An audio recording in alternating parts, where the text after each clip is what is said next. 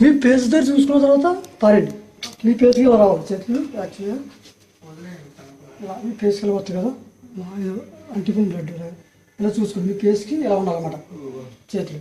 అలా నాకు పేర్లు రీచ్ అవుతాయి ఇంత అంతే. పైకి ఇచ్చింది లైట్ ఫిక్స్ చేసుకో. మళ్ళీ లైట్ ఒకసారి పాప తీసుకుని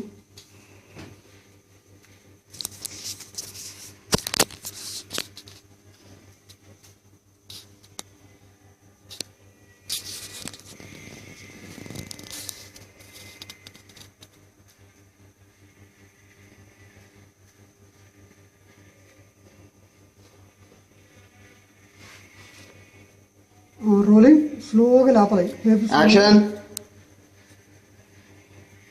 స్లోగా లేపు.